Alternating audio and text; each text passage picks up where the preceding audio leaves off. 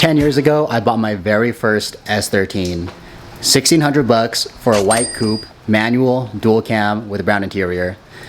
Within a couple months, I purchased my buddy Kyle's full Type X front end. It was red, and I loved the thing. I had a full vision. I thought it was the sickest thing, but that dream was killed shortly after because I got into a front end accident. And to this day, I still have not made that a reality. But all that changes right now. All right, so we got Hamilton here now. Say what's up. What's up, guys? Subscribe to Hamilton Pool on YouTube. Here's what we're working with. I wiped down the 240 and we have all this stuff. I'm gonna quickly run through everything that I have. It took 5 full months to acquire all of this. And then it took like, one of those months was dedicated to just painting. But off the bat, we got Type X Kouki tail lights. The difference between these and the stock ones is just like insane. Like, there's so much dimension here, and it's a must. In my opinion, with S13, it's a must. Next, we have the panel underneath the tail lights. This is necessary if you're gonna do the conversion to these tail lights. We also have the bumper at the end right there on the right. On the left of that is the wing. And finishing off the rear end, we have some valances. So it's 1, 2, 3. And then those 2 pieces right here between the lip, those are bumper extensions. A lot of aftermarket Type X bumpers will have the extensions part of it, but the original OEM stuff, separate pieces. Next up, we got skirts. These are fiberglass Dorki Dori skirts, and these, if they were OEM, similar to the bumper, they would be 2 pieces each. So 1, and then see this cut? That's where it would be a different part. So 1, 2, 3, 4. Next up, we got a bunch of brackets next to the bumper. All these brackets to help mount the bumper to the car. I have all the hardware necessary as well. Rear valance, wing, taillight trim, lip. I got tape to help with mounting the, just mocking up parts onto the car, and the wing. We got some double-sided 3M tape, some really durable extreme bond stuff because you need it when it comes to mounting these things. Regarding the Dorki Dori rear valances, by the way, those are ABS. So that would be this long piece, and then those 2 over there. They came with these rubber gaskets, which is a really neat, you know, addition to the piece themselves because I don't know, it just helps like finish it off. It's almost like an FRS Rocket Bunny kit that has like, you know, that trim between the panel and the body. It's kind of like that. And we got Aldrin's here. Aldrin's here to come pick it. He just pulled up. What's going on? A couple other things. The very last things I'm going to mention are the lights. So we got this guy. This is one of the bumper lights. This is a turn signal. Yeah, we got all the tools. Big, okay, so long. Yeah. Such a long, like, this is such a complex kit. Like, no other car, to my knowledge, like, requires this much stuff. Like, a Sylvia front end conversion on an S13 isn't even this complicated. A Zenki to Kouki front end on a S14 is far from this complicated. So yeah, finding all this stuff took a lot of time and it's very expensive, but we don't talk about price. We don't talk about the price. This is something I've wanted to do like since like probably at least a decade now. So we're gonna do it today. Exciting stuff. Yeah.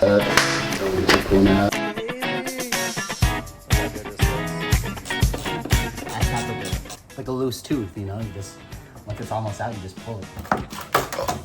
Oh, dang, this one, look at the bodywork on this. Dude. Guys, look at this hard worker. His hands look like that, so mine could look like this. That's what I do for my subscribers, bro.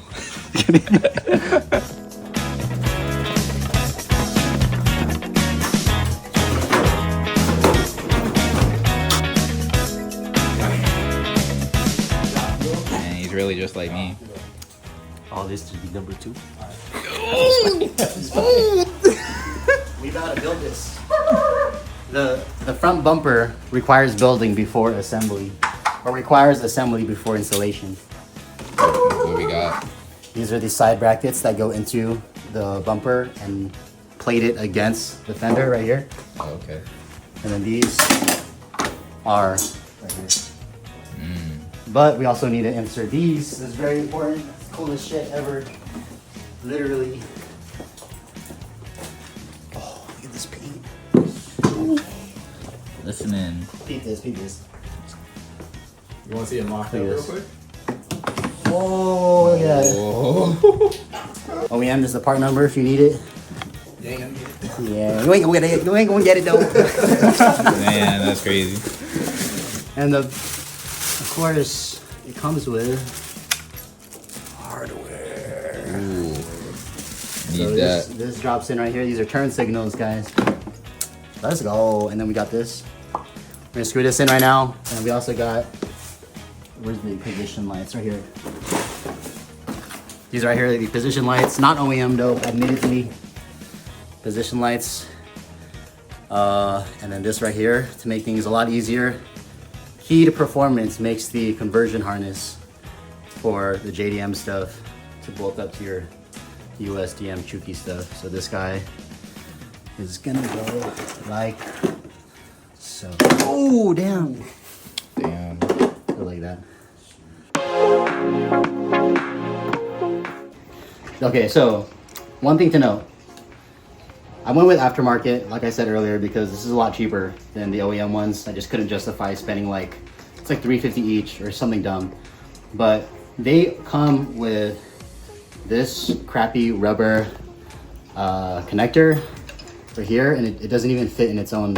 These come together, it doesn't even fit together. So what I had to do was buy this guy. This is OEM, not OEM matched with an OEM part. Makes for some stuff that actually fits. Boom. However, we still will use the light that it came with. Little bulb. Pop that in. Boom. Good to go. Pizza time! And then pizza's here. Albert, the lights are on the GTI. Oh shit. Speaking of this connector right here, OEM one, that part number is this socket assembly. Okay, very interesting amalgamation of parts regarding the position lights. This is turn signal, this is position light. Position light is square, rectangle. The amalgamation that I'm talking about is aftermarket, OEM, and then this is key to performance. So we have 3 different manufacturers, but they all work to make one piece that works together. These are supposed to be the same piece. It's trash. Get rid of that. Get an OEM one. Get the key performance conversion harness to make your life easy. Plug this in. There you go. Yeah, like so. Boom. And then this will properly fit inside here. Where is it? Where is it? I have to find the right hole. There it is. Boom. This is what you want. This is how you do it in 2025. All right, another piece that's pretty overlooked when it comes to this conversion online are these 2 brackets. It's not confusing, it's just not really documented. So these are 2 brackets. Some people skip them, decided not to skip them. This part goes underneath right here. And then this part sandwiches it on the other side of the bumper right here.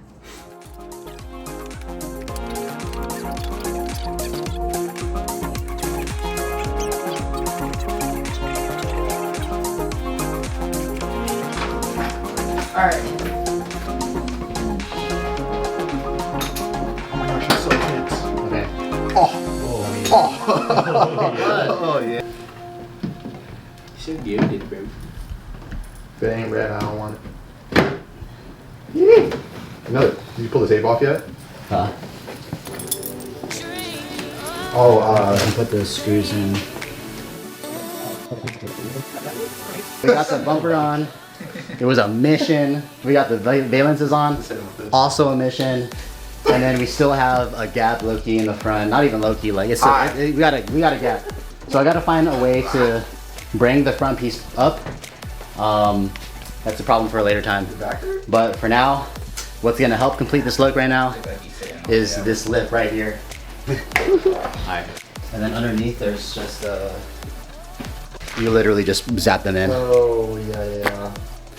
All right, so we got some screws, about to screw these on, 2 on each corner. And then underneath, we got some nuts that bolt right in to the bumper. I don't know, just because Send I'm it. starting this.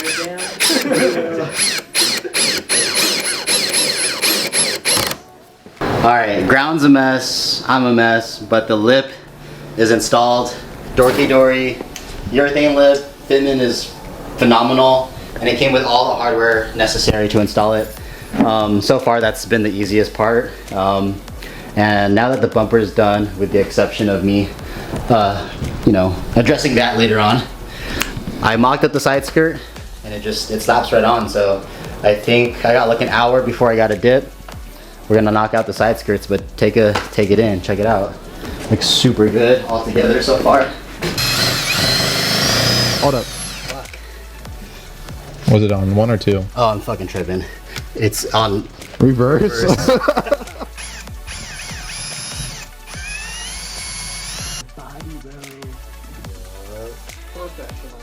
So these Dorki Dori skirts had these little dimples for the OEM holes, and they mounted to the OEM holes on the fender where the fender liner is, and these are the same hardware. So honestly, it just worked out, and I'm just glad that the side skirts weren't as temperamental as the front bumper. So let's go make it official and then take a step back, appreciate some of the work we just did. It is almost midnight, and this is gonna be what we accomplished today. We did the bumper and we did the skirts, and it was a big learning curve. And shout out to everyone who came through because it was a big help. Every little thing made a big difference. I'm gonna clean up now, and I'm gonna continue with this another day. But so far, like, I see the vision. And all right, it's the next morning, and last video cut off kind of early. I think the camera ran out of battery or memory, I don't know, but there is light now. So I'm gonna show you guys what the car looks like with the skirts and the bumper.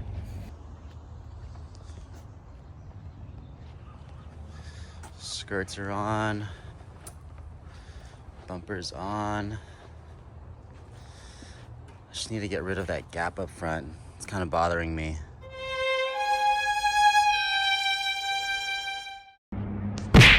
All right, so I'm at Kai's right now. He's working on his coilovers, adjusting preload. And I brought my car because I want to fix this gap. The reason why that gap is there is because I have the order of brackets wrong. So basically this guy right here, this bracket underneath, is supposed to be sitting on top of this red one right here. And right now it's underneath.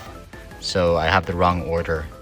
I have to pull the entire bumper off, make sure that gets on right. And also I need to make sure that there's a bulb in this light, position light, because it was not working. So I'm gonna get to removing all of this stuff right now. All right, so we got the brackets in the right order. It's the original red one. On top of that is this, the long front piece, which I initially had underneath. And then on top of that is the headlight support bracket. Kind of goes like that. Now it's lifted. Kai, do the honors and close the hood, please. Gap check. It's like worse. Nah. Just close it slow and then just give it a push. Oh yeah, that's how it should be. Now it's flush. A little bit of a gap, but compared to before, it's like it's normal with the rest of this, so it looks even. If you look at Kai's, this is a normal gap, so makes me feel a lot better about my car. This is how it's supposed to be. Now I'm doing this position light. Just removed it because I think this one's toast. So I'm gonna go grab that from AutoZone down the street. All right, so I just got the bumper installed properly this time with the lip and a new position light bulb. So here's what it looks like. It looks so good. This is, was my biggest concern. Now it's flat. Now I'm gonna put my license plate back on. And I have a little frame for it, just a plain black. And I also got this conversion for a JDM bumper to USDM. because that bumper only came in Japan, those holes are for Japanese bumpers. You need this. So let's go put those on. I'm actually not feeling this little gap. It's a little too high, so you just gotta use this knob. There's a cap for it too. Take the cap off, give it a little twist. See how it's going down a little bit? For real? Boom. Oh, okay. All right, we got the plate on. Looks pretty clean. Got the bolts covered. And then Kai's installing a little tilt mode. Plate tilter. I just turned the car around because we're gonna do the rear valances, but damn, this angle. I'm so hyped. Here's the valances, and I have this tool because I still have the original little covers right here. So I'm gonna pry these out. Comes with 3M tape, double-sided, brackets, holes, little cushion right here, and last but not least, hardware. No other kit comes with this. With these.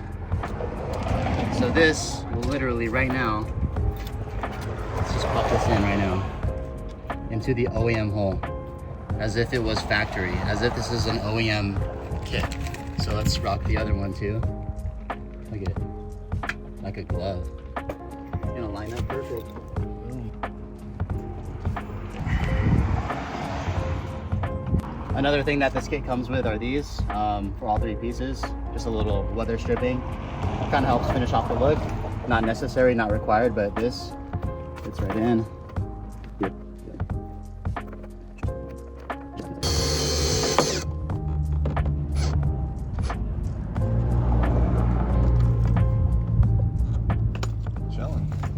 Move on to the middle.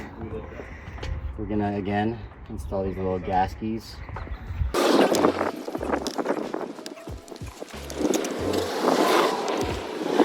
Take the license plate off, and this guy right here goes right here.